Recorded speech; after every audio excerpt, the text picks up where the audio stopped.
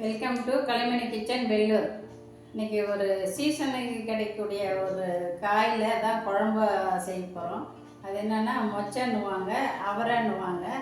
அது இந்த ஜனவரியில் தான் கிடைக்கும். அதில் வச்சு நிறைய டிஷ் செய்யலாம்.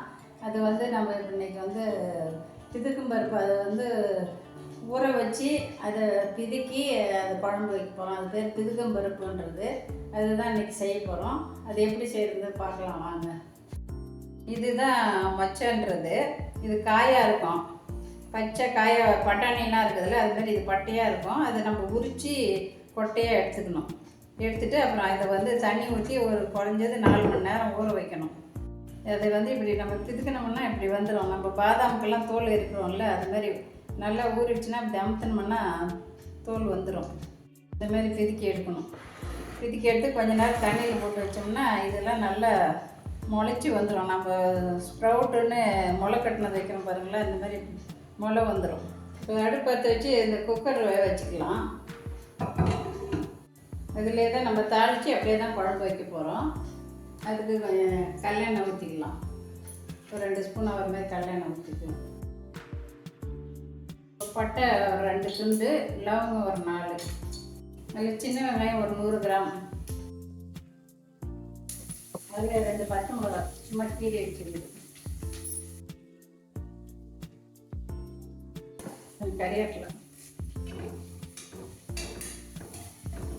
ஒரே ஒரு தக்காளி கட் பண்ணிருந்தது, அது போட்டுருங்க. தக்காளி வெங்காயம் வதக்கிறதுக்காக கொஞ்சமாக உப்பு போட்டுக்கலாம். இஞ்சி பூண்டு பேஸ்ட் 2 ஸ்பூன்,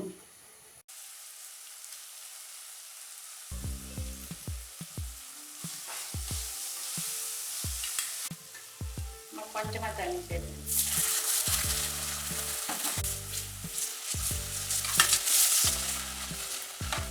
மஞ்சள் ஒரு 1/4 ஸ்பூன். இது பச்சை மிளகாய் போட்டிருக்குது, அதனால தனி மிளகாத்தூள் ஒரு 1/2 ஸ்பூன் மாதிரி, தனியாக 2 ஸ்பூன். இது நல்லா கலந்து விட்டுருங்க. இந்த எண்ணெயிலே வெங்காயத்தோட நல்லா பச்சை வாசனை போகிற வரையும் வதக்கிட்டு அப்புறம் அந்த பருப்பு சேர்த்துக்கலாம். கொஞ்சம் ட்ரை ஆகுது, கொஞ்சம் தண்ணி சேர்த்துக்கணும். இது 1/2 கிலோ கொட்டை வாங்கினது. கொட்டை வந்து 1/2 கிலோ எடுத்துருக்குது. இப்போ இது வந்து இதில் சேர்த்துடலாம். கொத்துக்கறி போட்டு கூட செய்யலாம். இந்த அழுப்பு போடும்போது கொத்துக்கறி வந்து நம்ம ஒரு 1/2 கிலோவுக்கு 1/4 கிலோ கொத்துக்கறி போட்டு செஞ்சால் அதுவும் நல்லா சூப்பராக இருக்கும். இது வெஜிடேரியன்றனால நான் வெறும் பருப்பு மட்டும் போட்டு குழம்பு வைக்கிறது. இப்படியே நல்லா கலந்து விட்டுடலாம். எல்லாத்தையும் பருப்பு இந்த மிளகா மசாலா எல்லாம் கலந்து ஒரு 5 நிமிஷம் அப்படியே ஃப்ரை ஆகட்டும். இப்போ இதுக்கு வந்து இதுக்கு எல்லாத்துக்குமே சேர்த்து உப்பு போட்டுடலாம்.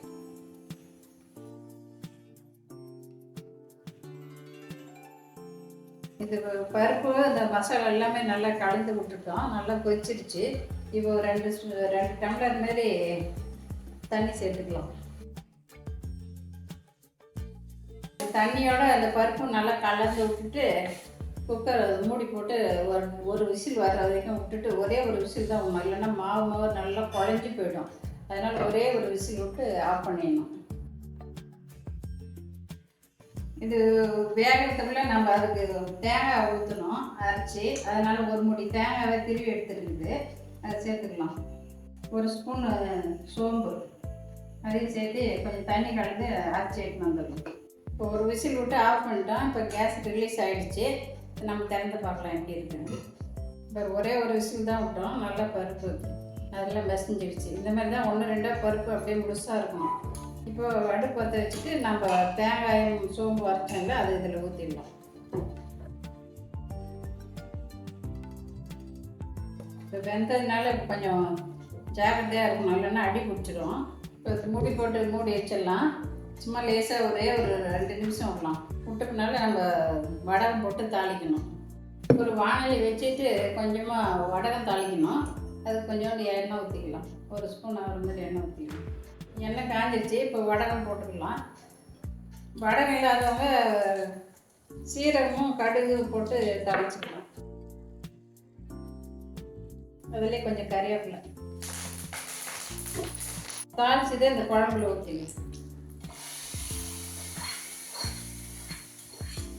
அவ்வளோதான், ரெடி ஆகிடுச்சு. இதில் நம்ம கொத்தமல்லி தழை தூவிடலாம். அவரை திதுக்கும் பருப்பு ரெடி ஆகிடுச்சு.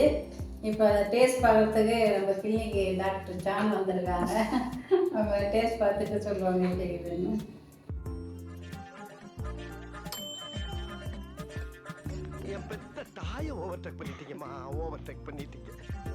இருந்துச்சு, இடியாப்பத்துக்கும் நல்லா இருந்துச்சு, சாப்பாடுக்கும் நல்லா இருந்துச்சு. இந்த மாதிரி மொச்சை போட்டு நாங்கள் சாப்பிட்டதே கிடையாது. பட் இந்த மாதிரி செஞ்சு கொடுத்தா தாராளமாக சாப்பிடலாம். நல்லா அந்த நான்வெஜ் டிஞ்ச் நல்லாவே இருந்துச்சு, சூப்பராக இருந்துச்சு. எவ்வளோ அழகாக சொல்கிறாங்க.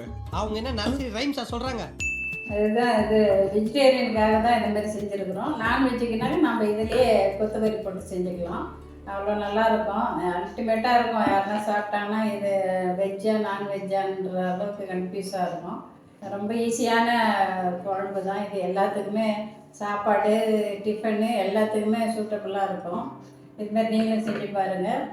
அப்புறம் இதேமாரி இன்னொரு வீடியோவில் பார்க்கலாம். பாய். மீண்டும் சந்திக்கும் வரை நன்றி, வணக்கம்.